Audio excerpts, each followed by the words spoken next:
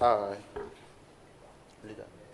I I, Roxanne Nelson, H.A. Kwame Dafeamekpor, swear by the Almighty God swear by the Almighty God that the evidence I shall give before this committee that the evidence I shall give before this committee touching the matter in issue touching the matter in issue shall be the truth, shall be the truth, the whole truth, the whole truth, and nothing but the truth. and nothing but the So truth. help me God. So help me God.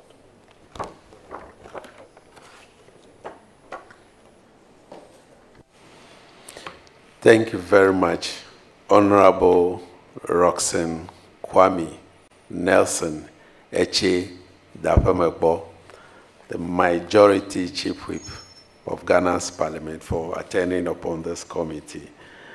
Honorable Chief Whip, you've just watched a video. We saw a gentleman in the African Batakari, and I also saw a policeman holding the hand of that gentleman. And we also saw the gentleman and another honorable member, holding each other's throat dresses. Can you confirm whether it's the same person who is sitting before us today? Chairman, your narration is accurate. The video that you just watched came from different sources. We invited an expert from Signal Bureau to authenticate it, and he agreed that they were all original. Can you also confirm that that video was original and it's not been dotted? Chairman, I don't have the competence to do that, but I think that the videos depicted the events as they took place that day. Honorable Chief Whip, can you tell this committee what really happened on that day? Thank you very much, Mr. Chair. Chairman, let me take the committee a bit back. Having joined the Appointments Committee by virtue of my status, the committee plans its activities ahead. So that, for instance, if the committee were to conduct vetting from Monday to Friday or Saturday, the scheduling were done the week before. So regarding the week and the Thursday and Friday in question, the scheduling had been done the week earlier. So that Monday we knew who and who were appearing before us. So it was for Tuesday and Wednesday. But sometime on Tuesday, something happened, and that was our colleagues on the other side raised an issue regarding lawyer Baker Vormal, to the effect that he had made some social media posts that were contumacious of the powers of the committee, and therefore were deemed to be contemptuous of Parliament and by extension the committee. So action needed to be taken. So by and large, they even intimated that Tuesday's hearing be truncated. But I stood my grounds and said we needed to go through that day's work, and that the next day, which was to be Wednesday, we could tackle the matter. So what we did was that after Tuesday's meeting, proceedings, as it were, we met, and they simply won't let us do any work the Wednesday. They were only interested in getting Vormal to appear before us. So Vormal had to appear on Wednesday. No vetting. So if you recall, Chairman had to make the announcement at the tail end of Tuesdays. We had reached some preliminary understanding in between the hearings on Tuesday. So that announcement was made.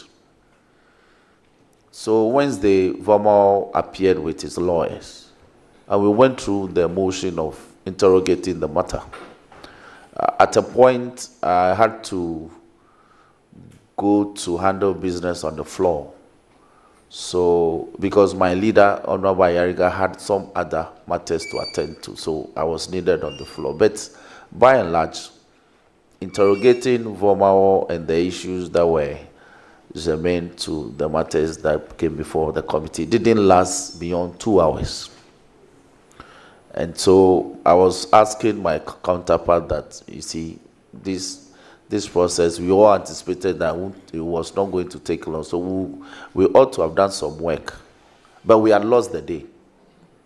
So obviously, Wednesday's workload will have to be taken to Thursday, the day after the Wednesday. And if we couldn't handle them, then we would have shared it between Thursday and the Friday. So when we agreed in the evening of Wednesday was that we'll take the outstandings from Wednesday first on Thursday. Meanwhile, Thursday's schedule was very heavy. We had to vet 6 nominees on Thursday.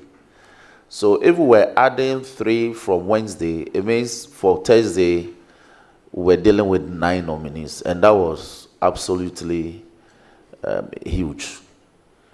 So the clerk to the committee was instructed to prepare the new schedule for Thursday and Friday. And she brought a draft to me in the chamber.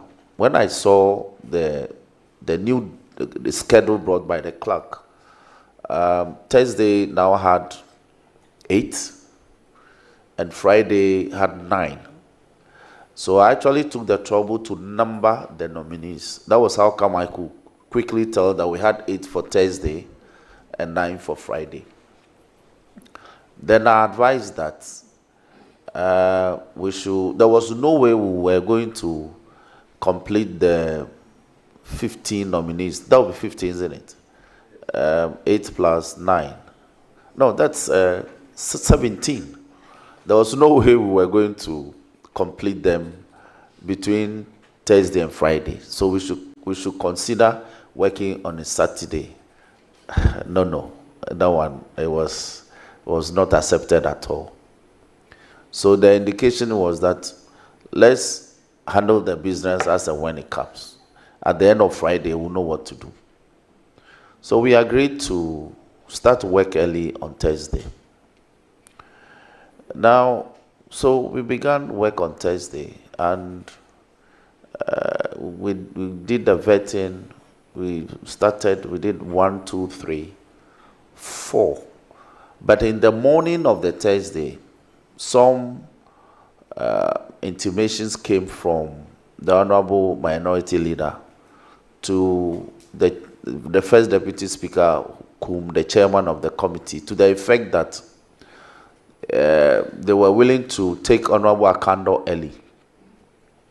So they were willing to add him to the early business for Thursday. Meanwhile, as the majority chief whip, my focus has been ensuring that we were to vet as many as we could out of the numbers outstanding for Thursday. Now, they said that we couldn't work beyond 4. I said, no. Already we had a backlog from Wednesday. So if they were insisting on doing just 4, then it means that we were also going to waste Thursday. We're not going to tackle Thursday's original business. And so I brought this matter into focus. And that was the Honorable Kujeto and the Honorable Sam George had prayed, had practically begged to be heard the Monday before, but the schedule couldn't accommodate them. The chairman was very clear with me that he had already agreed with Rankin and his team, so there was no way he would tamper with the schedule by adding to the load. And so it was Tuesday. So the Honorable Kujeto had to resign himself to his fate to be vetted on Thursday. So was Sam George.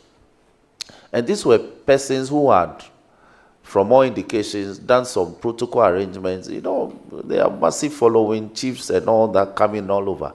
But chairman won't have it. Nobody was willing to accommodate them earlier. So they were prepared to be vetted on Thursday.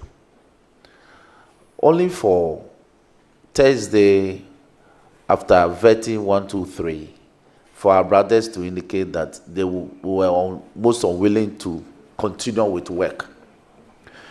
But Chairman, you are more senior to me in this house. But the protocols and the practices are that where a caucus constituting part of a committee are in disagreement with the position of the committee's work or direction, you make your reservations known and then you walk away. Even by our standing orders, we are permitted to file minority reports on some of these matters. So you could file those reports and make your views known strongly as part of the final report that would have gone to plenary. But they won't have it. And they insisted on staying and disrupting the process. So if you saw, I think it was after we had done with the Honorable Kofi Adams, if I recall.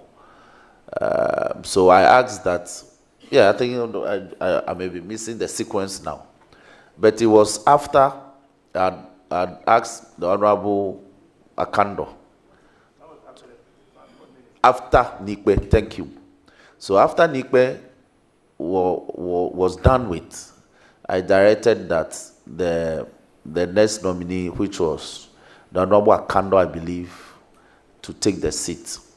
In taking the seat, just Honorable exactly. Chief Whip, was Honorable Akando originally slated for Thursday? Was it part of the list? That is so. In fact, I mentioned earlier that the Honorable Minority Leader gave indication by a phone call. He actually placed a phone call to the chairman of the committee that they want to take Honorable Akando early. In fact, they were willing to take him as part of that day's business, so to speak. So Honorable Akando, there was no problem regarding taking him for the day. No, we just want it on record.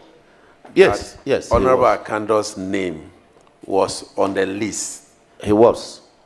He was. So we have a list from Honorable.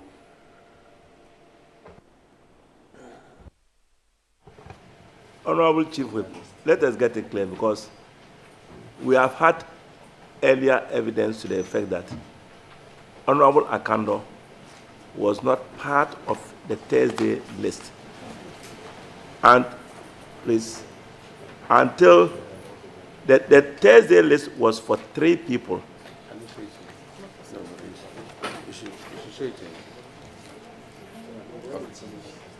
Then you recompiled your list. That's the question that the chairman wanted to know. Whether originally Akando was part of the Thursday list until you had to do a reshuffle, a rearrangement, and you then brought him. And it was on the prompting of the minority chief whip who stated that they now wanted to take Akando early. And that's how Akando found himself in the Thursday list. This is what he wants to clear. Thank you. Chairman, yes, that was the earlier sequence. I mentioned that because of loading the Wednesday's outstandings onto the other outstanding work that we had, the schedule kept changing. So initially in the morning, after we had dealt with Vomao that Wednesday morning, the new schedule that came to me had Akando for Thursday as part of the tall chain of nominees we had for Thursday and the tall chain of nominees we had for Friday. Then later in the day, some shifting again happened. So eventually, Akando got shifted to Friday. But a call came again from the minority chief whip, minority leader himself, that they were willing to take Akando as part of the Thursday's business and also take him early. I recall this very well. So, yes, we may have... Honorable Leader, yes. In fact, what you just said, the the chairman also confirmed same. Yeah. But our difficulty is that you have a schedule. Yeah. And then a minority leader decided that, oh, even though we have this schedule, we can allow Honorable Akanda to be vetted, but not the rest of those who are on the list. That's our worry. No. You see, Chairman, let's place these matters in context. They were not saying that we won't vet the rest of the people. What I speak of is that the prioritization, whether Akanda will be vetted last for the day or vetted early enough in the day, is what I speak of. The change of mind occurred. The change of mind occurred in the evening. I don't know what happened. I don't know. They went to a caucus. You know, that Thursday morning, they had some early press conference and called me all sorts of names that I was bullying them and all that. But I was, as the chief whip, I was minded to get my businesses done and on time. So my focus was getting my people to line up as and when it was necessary to call them. So the change of mind came in the evening, to be very honest with you, because we were working. But when it got to the evening, they just decided that they won't let us continue, even though as a committee or as a committee of parliament, we worked till sometimes midnight, sometimes in the wee hours of the following day. We do it all the time, given the exigencies of the time. So I got worried that out of the blue, a decision is being made to not vet persons we had programmed the entire week. In fact, we had programmed the week before, who even pleaded to be heard earlier in the week, but we refused. And then the minority on the committee would just say that we won't hear you today. Go and come tomorrow. When they are done, we have made protocol arrangements and all. So, Chairman, you can understand. So it posed a problem for me. All efforts to get them to disengage from that position failed. And they are lined up this way. They have brought in more men, more colleagues. And if you saw from the videos, I had tried as much as possible to get my members to remain calm. But I was roving. When Akanda took his seat, suddenly he was swamped.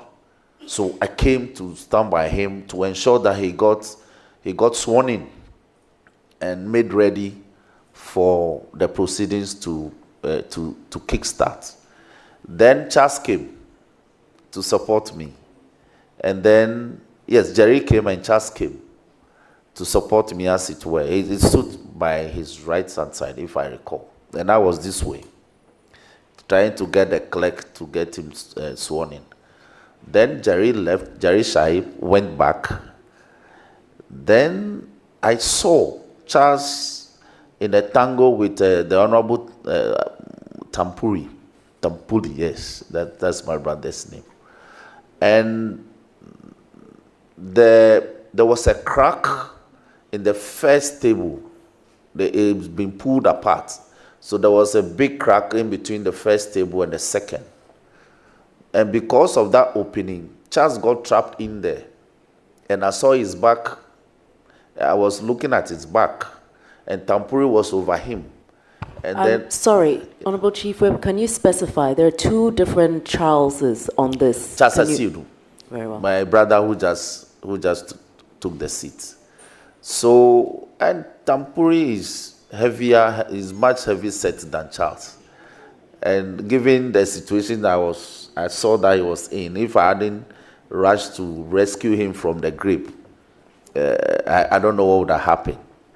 Because the table was firmly in place and he had his back against it, and Tampuri was over him. And so I went to extricate him from his grip. That was how come I entered the fray. And I got my fugu entangled in the fray, and I was asking, we are brothers, we are lawyers, we are custodians, we don't do this. If you disagree with the proceedings, well, brother, you walk. he don't disrupt the proceedings. Then, as if he woke up, he looked at me with a smile and let go of the fugu. Then Bauer, that's the deputy marshal, then he and his men had come in. So I was saying that we are trying to bring the situation under control, but Bauer, you can tell these are the troublemakers, so let them go. And then the policeman was also trying to help me. So he held my hand and was trying to extricate me from the grip and so that I could leave the place. But these were things happening very fluidly, and a lot of arguments were flying all over the place. So that was what happened.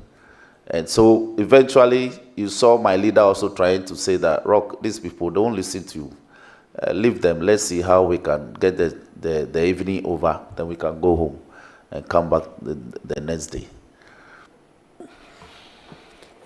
In our meeting, we realized that, and you were deeply involved as a member of parliament, not only heckling, but there was physical contact with Tampori. He held your dress, you also held his dress. That's what we saw. Can you confirm whether you also, held his dress? I don't recall ever holding his dress at all.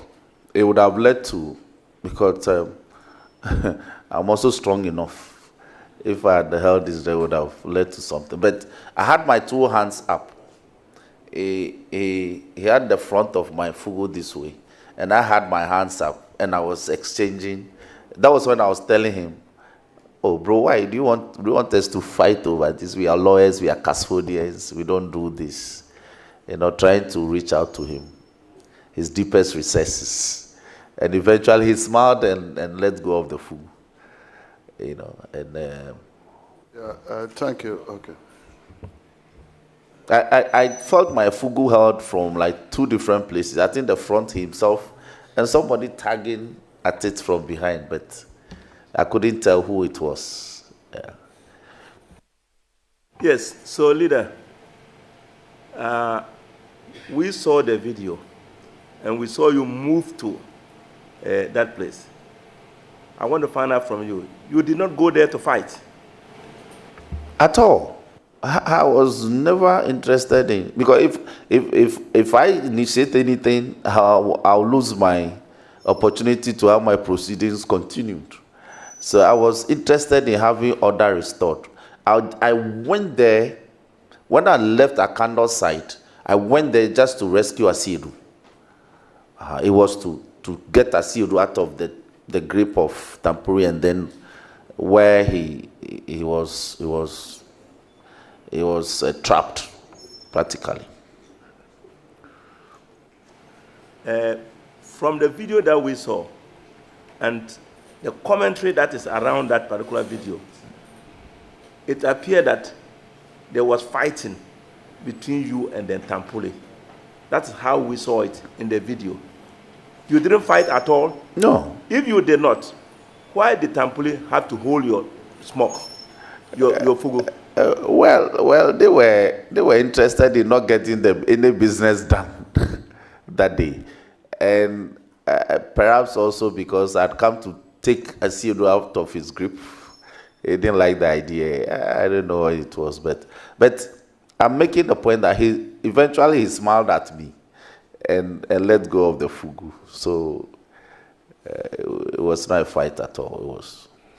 Thank you, Chair, and thank you, Leader, for attending to this committee. I want to find Thank you very much. You heard your counterpart on the other side asking people to remove cables, tables, and the rest. And you saw how, on the other side, how, let me use this word, rowdy they have become. How come you are a whip here and you had members on our side and you didn't instruct them to also counter them? Because you see, Chair, I was the beneficiary of the proceedings, so to speak. It's my ministers or nominees who were being processed, as it were.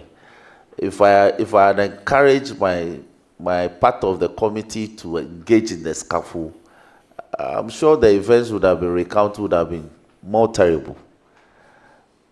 I was the beneficiary, so my focus was not to get my people involved and to make sure that even though they were intended to disrupt as much as they could, they did very little damage. In fact, the instruction that the cables be pulled and tables be pulled apart came much earlier. There was one video where you saw me having heated arguments with the minority leader himself. That was when I was telling him that what he was doing was totally unacceptable. He couldn't be instructing his people this way. What was the instruction from the minority leader? Because we didn't hear that in the video. The instruction was that the vetting must not go on. Okay, we saw it. Yes, we the vetting, there will be no vetting. And of course, there will be no vetting, and that they were also not going to leave. So, other instructions came, and so tables were being raised, some sideways of the tables were being raised and dropped, raised, dropped. Eventually, the table tumbled, lost 2 legs, if I recall. Cables were pulled. All this while I was stationed this way and ensuring that we could still work until I cannot took the seat. Then I came and moved in. Even when I moved in, I don't know, those other videos didn't capture. We eventually had to move that table that lost 2 legs and rearrange the front. So where you were sitting, now we shifted another table, but we set it so it became narrow. Yeah, we have all those videos, Okay, but so too it became long. narrow. So you saw that we eventually tried to restore some order, and was anxious that we could still proceed with the vetting. But the electronic gadgets were completely damaged. So we couldn't do anything. And that was when leader came in to say that we should call it a day. Leader, you said you did not instruct the majority members to support whatever was going on. Are you proud of those who joined without your instruction? Are you proud of them? And let me also ask whether, if they had not joined, you think the distraction or the damage that caused would have even been more than what we experienced? You see, Chair, in things like this, sometimes we're all human. You needed not to be instructed for you to participate positively, because you saw some of our colleagues practically lifting the seats and dumping them on the table. They'll lift a chair, dump it on the table. It happened for like 10 minutes or 15 minutes. And some even threatened pushing the chairs across to our side.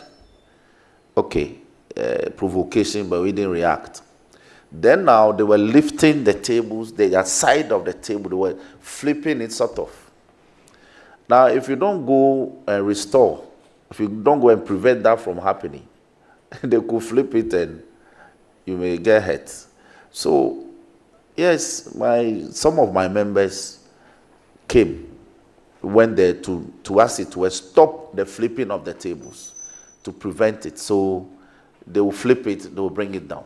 They will flip it, they will bring it down. And it was, I would rather commend them for trying to ensure that order was restored. I would rather commend my members who tried, including myself, that we were trying to restore order. Yeah, earlier on, one of the marshals appeared before the committee, and I asked whether the intervention of some of our MPs on the majority side was helpful to restore some order here. And he said it was helpful. I also asked whether the intervention of the police officers was too late. And to him, yes, if those people had not intervened at that time, probably much damage would have been done to properties around. As a whip, why did you wait and you didn't instruct majority side to come in as early as possible to support the marshal when the police officers were not around? The marshal had men here, and he himself, the deputy, came in with the policemen. Now, at the point that the policemen came, our colleagues had massed up this way. The house is divided. The committee will sit. It used not to be the case. Previously, or in previous years, we could mingle. But now they made it a point that when we come, we align. So the majority, we align this way. The minority, they align this way. And they had moved in, even non-members, there were about 15 to 20 MPs on their side who had come in. And they had massed up. So the whole place the area where you sit now to the left of the chairman was completely densely populated and chaotic. So to ask your men to join, you were really creating problems. So it was good that I asked my men to wait, but those who saw it fit to go prevent the lifting of the tables and the chairs and pulling out of the cables, I should commend them for taking that initiative. Because then it would have been a source for some other inquiry today that I had instructed my men to go to the side that we did not belong. That would have been the point that would have made that I caused my men to come and attack them. Because they were here, they were creating problems. If I had asked my men, they would have said, the chief whip commanded these people to come and attack them. So I'm happy I didn't do that, but I'm also happy that my men who went there didn't participate in what was the expression? In enhancing what they were doing, but to diminish it and to restore order.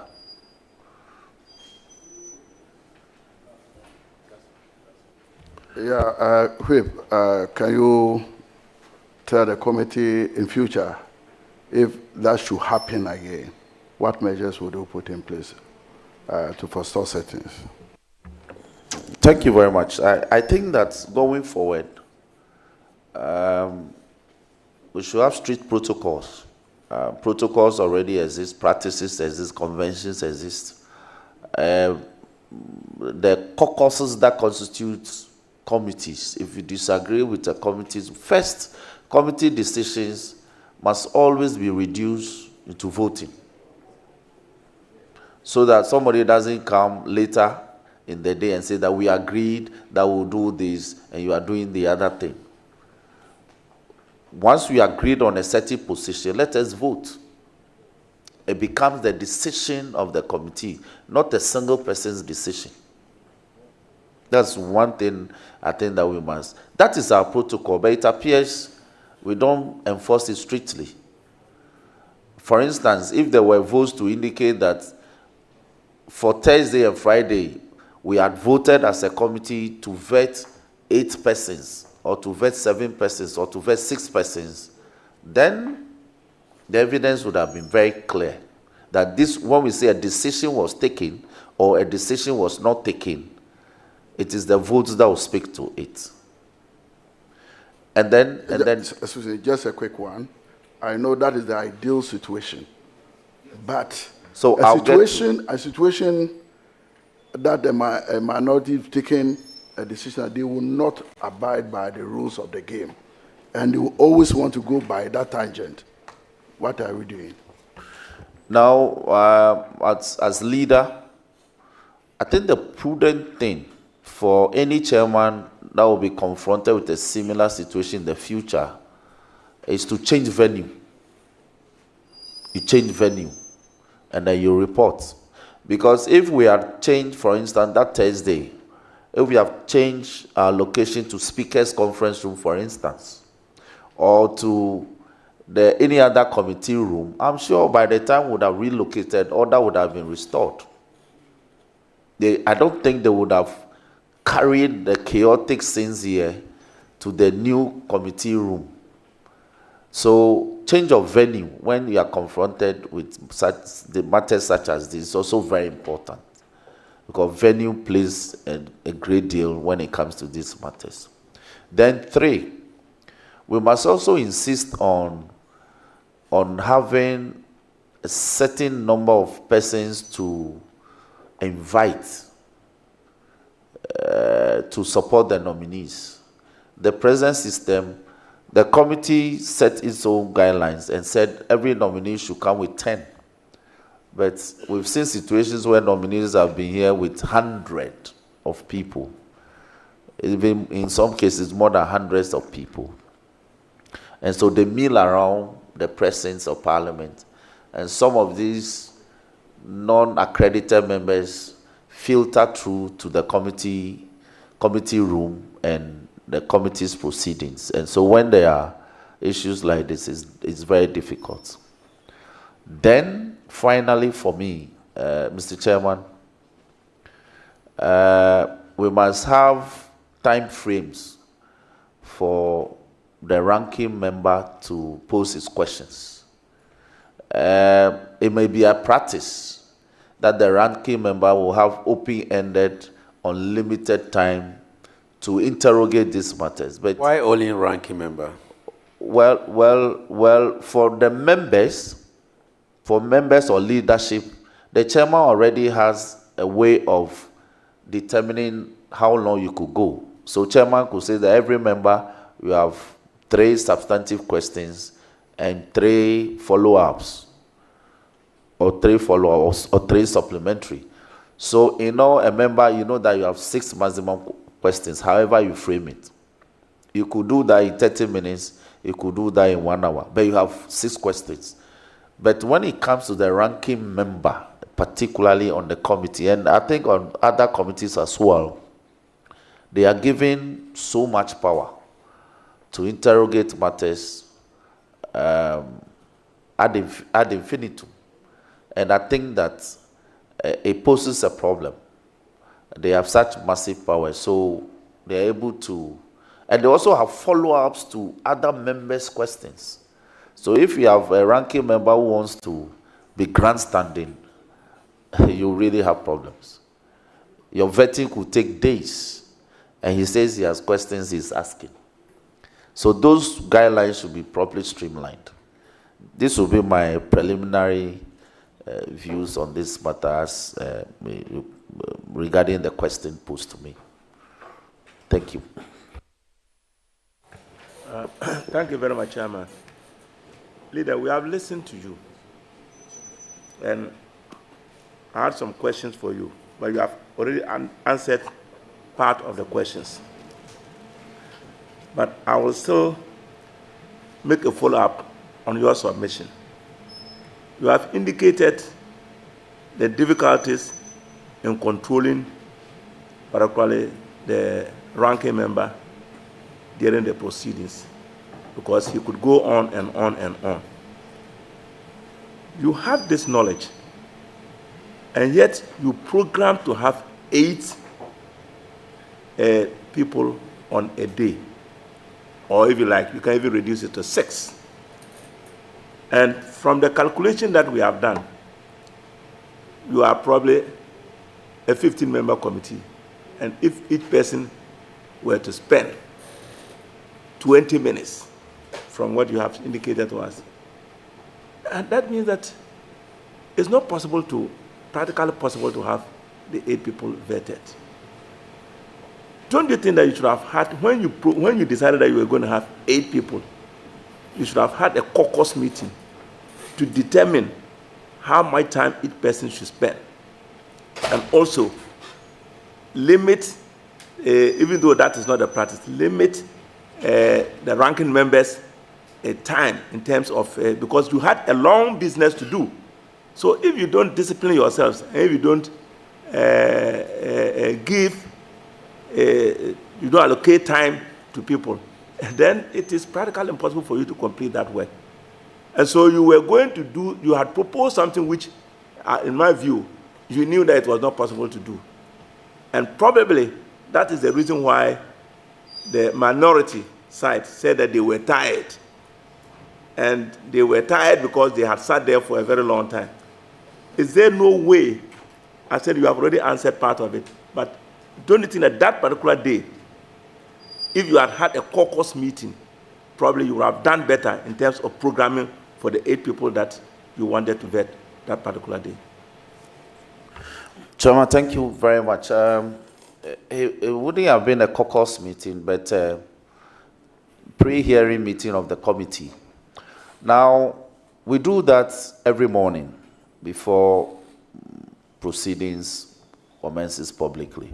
In fact, if we leave our offices, normally we do the pre-sitting meetings at the conference room of the First Deputy Speaker, Kumche.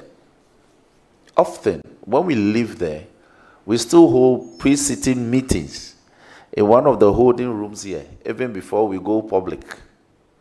So these are not matters, you and I, we are here. You know how fluid these matters are.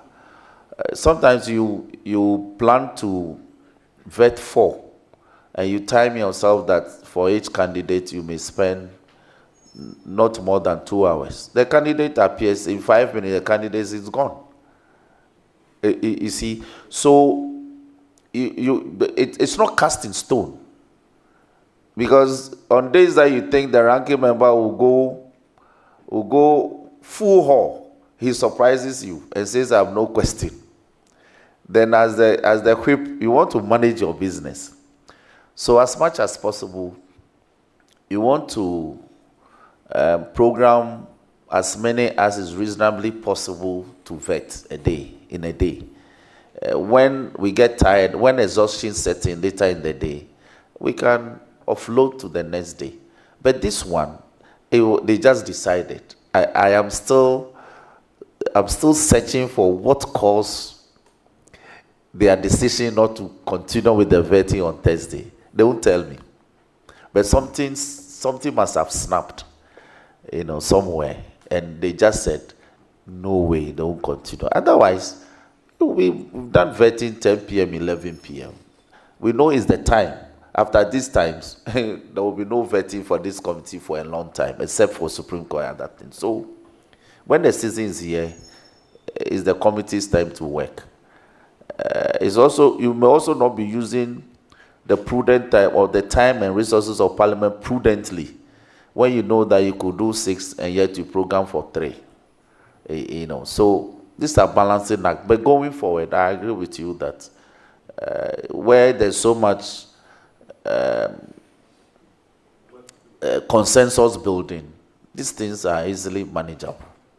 Yeah. Thank you, Mr. Chair.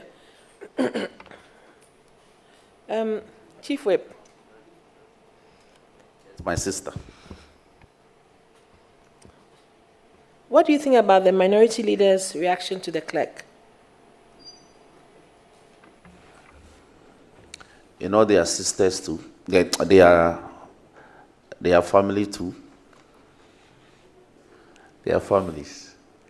So it's difficult to find the Honorable Apenyo Makin take to Auntie Gifty, as we call her, the clerk to the committee, that way, in that manner. Politics. It's politics that will make a brother do that to a sister. Otherwise, there was no need to label her NDC clerk. That tarring, that labeling was totally unnecessary. But politics makes man do the unthinkable sometimes. And so I wasn't surprised when the apology came, because my brother, for him to apologize, he must have really reconsidered the matter and saw that it was proper to apologize. So unfortunate as it was, but Gifty, I've told her, those are also the hazards of her job. When I was suspended, she told me that's the hazards of my job. So I asked her to take it in her stride. It was terrible, very emotionally challenging for her and the family. But when the apology came, I'm sure it settles it. So you agree that maybe the occupational hazards are getting a bit more hazardous? Would you say that? I agree with you. I agree with you, especially when by deliberate design we're encouraging more women to get into spaces that were hitherto left for men. Not just the mainstream politicking, but agencies and public services like parliamentary service that help the political machinery to move. You need more women to come in. So when women get to this level, you need to encourage them. You don't have to be so hard on them. You know what I mean? So we want to, they must also be hardy and toughened. That this matter shouldn't get to them too much. Because they need to be here. They need to work with us. Mr. Chairman, this kind of disruptive behavior, if I can put it that way, because that day was disruptive, it has never happened on the appointment committee before. Do you agree? Yes, yes, I agree.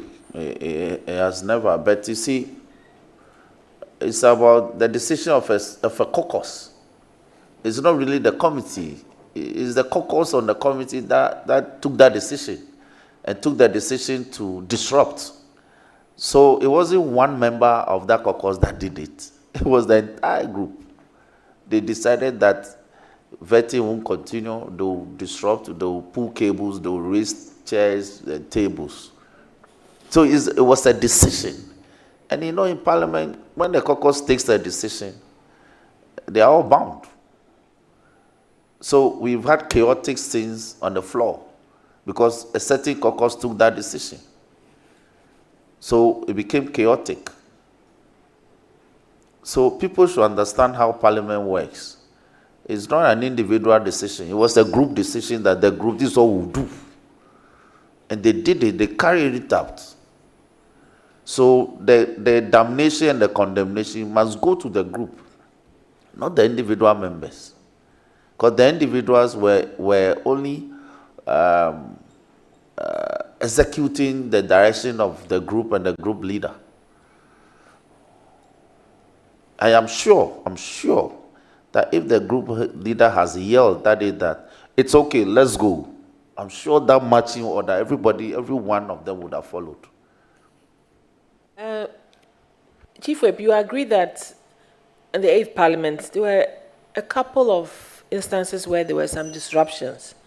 If I recall, about 2 or 3. But there was never a probe, per se, like what Speaker has established now. Do you agree that perhaps this is a time for us to review certain behaviors that are showing up but are not that parliamentary? Yes. For instance, when the nights you and I and we voted for Speaker Gbagbin, you saw when a group decided that one of them should go and chew ballot paper, go and grab the ballot paper. That was the decision by the group. And one person went to execute it. It resulted in chaos. They brought in soldiers, they brought in the police.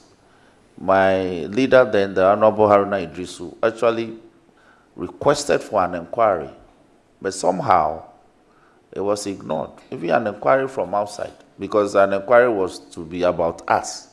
So the inquiry should have been by a body from outside. They will appear and give testimony. I was shocked for 2 hours that night. Taste, as it were, because we're in the forefront. So, yes, increasingly in a short span of, should I say, 6 years or 5 years, we've had some recurrent sins in Parliament. That isn't good. In Parliament, you disagree, you register your protestation forcefully as it could be, then you walk out. You hold your press conferences as vociferously as you could, as frequently as you could, but you don't practically engage in physical destructions. That is untoward. And so I agree that this inquiry be done, a report be prepared, and recommendations made to guide our work forward. So on that day, you didn't come with a preconceived mind. You came dressed in fugu. Fugu is a tough fabric. It's a tough attire. You did not come with a preconceived mind. You know, I had lost a day. I didn't do any work. And government, you know, when you're a government whip, you also whip from outside.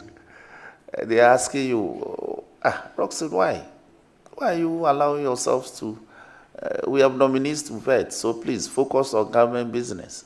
So mine was to ensure that government business got done. You know, so I'd come in my workaholic, in my normal, ordinary workaholic attire to soldier through the day. I didn't come with it. If I were to have any, if I'd known that there would have been a fight in the evening, I would have been there in another attire. But not fugu. But I came just to get the work done. Thank you, Mr. Chair. I think moving forward, as you whip the caucus in line, do you agree that maybe you need to confer also with your whip on the other side, who has been a whip for much longer than you, but lately you seem to see some inconsistencies? Unless there's a definition of what a whip should do, maybe when he comes, we'll ask that question. Yet, you know, Frank and I were university mates too. We're in the same hall, Kislev hall. So we've known each other. We did student politics. So we go back 25 years or more. Or even 30 years, because we all entered university in 97. I did a 3-year program, he did a 4-year program. He read a Greek. And so I completed the year before him. And so we've been close since, and we are here again. Like I told you, what happened that day was also not his decision, not his personal decision. It was a group decision that he implemented. When somebody says, I know, ensure that vetting doesn't happen, he himself was shouting that no vetting. It was a group decision. So these are not situations that you can confer and build consensus. They have departed from that long ago. They made their decision that it won't happen, and so it must not happen willy-nilly. So we confer a lot. As I speak to you, when I leave here, we are going to meet and try and think about other things for tomorrow. But that day, oh, no, they were not in the mood. Consensus building had been lost. So. Thank you, Honorable Chair. Majority Chief Whip, was there a discussion regarding the number of people in the room at any point, between at least the leadership of the committee? If I understand your question regarding members of the committee. I can clarify. Yep. The room was packed. Was there ever a discussion between the leadership of the appointments committee regarding the population of the room, the number of people in the appointments committee room? For that night, for that period, no. Because people were anxious to get their nominees done, and so they could move. And it was, it was night, so. Okay. But So there was no such. Okay. There was no such problem. Thank you. You mentioned earlier on that a decision had been taken by the committee to limit numbers to 10. Given the numbers we observed, did you question the failure to adhere to the number of invitees, number one? and the number of persons allowed into the room on the day? Yes, if I recall, in the course of the day, chairman kept making the point, especially when nominees were done, when interrogations were completed of a nominee and names were submitted for acknowledgement. Some were so tall. So chairman will remark, but why? Statutorily, we decided that only 10 persons should follow nominees. Now I have over 50 names to acknowledge. So he kept saying, he kept raising that issue that we should ensure that we stick to the numbers apportioned at a time. What we didn't insist on getting the names of the invitees, because when you say somebody should bring 10, for that 10, you don't know who and who will be brought. But if we design that, let's know the names of the 10 persons that will be invited, then we'll be enforcing that strictly. That's where I also saw a lacuna, a gap. Let's insist on getting the names of the people to be invited. Thank you. It helps. Honorable Chief Whip, was there a consensus on the committee regarding the number of days between when the list was presented to the House and when the vetting of the nominees was to happen? Yes, the rules governing the statutory publication inviting memo upon submission of names to the Speaker for referral to committees was waived.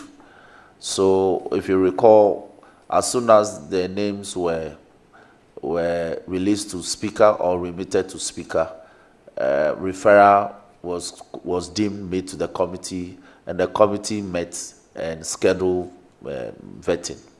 So it was waived.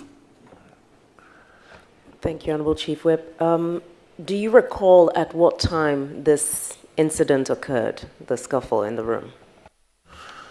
Well, Chairman, it should be between, I think it began from about 7:30 to 8 p.m. on Thursday. Yeah, 7:30 to 8 p.m. on Thursday. Is that to say that by about 8 p.m. the majority leader had come in and had adjourned the sittings of the committee? I may have to check the videos too, but the scuffle had gone on for about 20 to 30 minutes before majority leader came in. He came in, went back, and came back to restore order and made his pronouncement. Thank you very much. My final question: was there any point during the proceedings of the committee where there was a discussion with yourself and your counterpart on the minority regarding the length of time and rescheduling, given that at this point you'd taken a decision on how many people you were going to vet that day? As the day was unfolding, and given that you still had a backlog, was there a discussion at any point between yourself and your counterpart or among the leadership to reconsider what could be done for the rest of that day? If I recall properly, even vetting for Thursday, they were against it. Even vetting for Thursday, they were against it initially. But we had to implore them and for them to appreciate the backlog. So they agreed. But the issue was the number to vet for that day. They were not certain, but they were saying that they won't vet all. And I was saying we had a backlog. So as much as possible, let us vet. Eventually they came to say that they may agree to 4. And I told chairman that no, we had work to do. So chairman said, a bird in hand is worth 2 in the bush.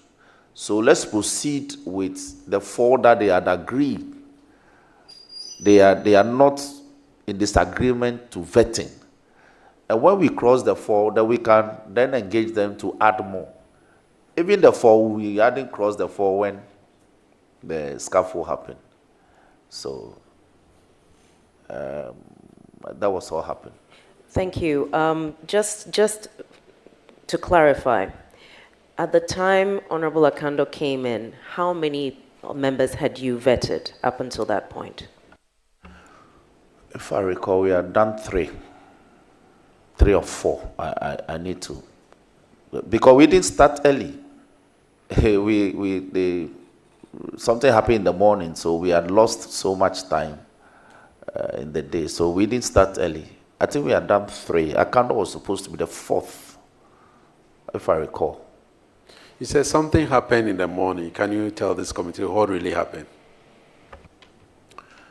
We had an indication that they were having a caucus meeting.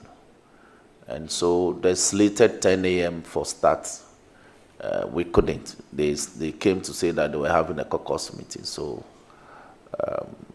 when they eventually came for us to start, it was quite past the 10 a.m. Or even past 11. Yep. Honorable Majority Chief Whip, you are a principal officer in this house. Yes. Are you proud of what happened on that day? Well, not at all. And I take responsibility. So when my punishment came, I took it in good faith. Others disagreed that essentially if punishment were to be meted out, it ought not to be me. But I agree in principle that you need to punish the leaders for what happened.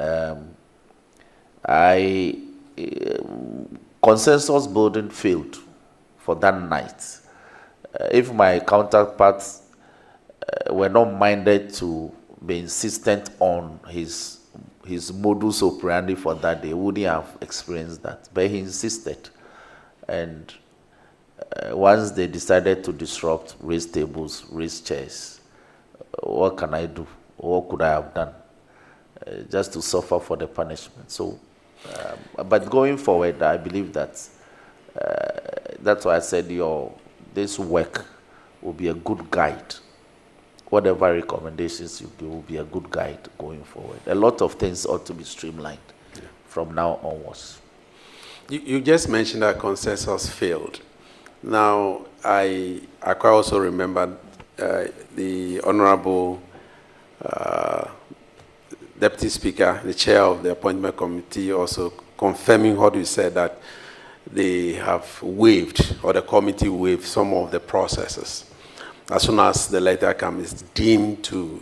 Now, if the two members, both minority and majority, has agreed that some of these waivers should be accepted, don't you think that when they came to you and said, well, we're not going to do more than this numbers, you could have also given as a way of accepting the minority side than pushing hard that you want to finish the 8 nominees or the 9 nominees on the same day? Chairman, there's a reasonableness to everything. And in the primariness of what we do,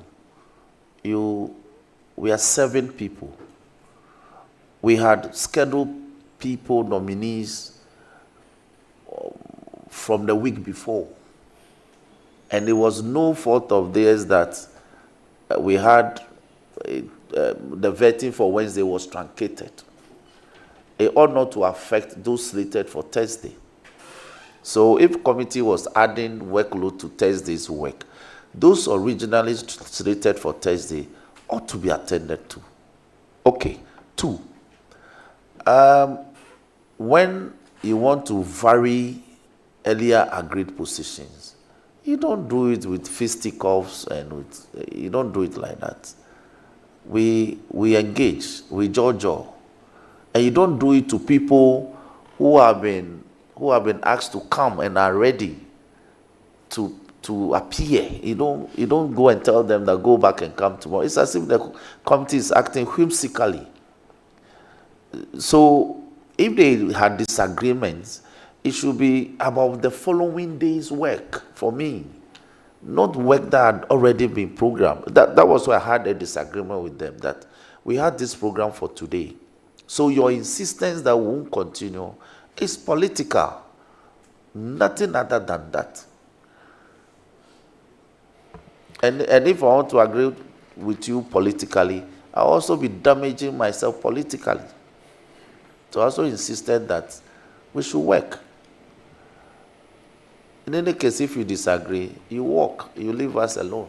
We had quorum to continue with work, but to disrupt it, unacceptable. Thank you very much, Majority Chief Whip. I think we've had enough of you today. We'll call upon you when the time arises again. And thank you so much for attending upon this committee. You are honorably discharged. Most grateful, Chair. Thank you for the opportunity.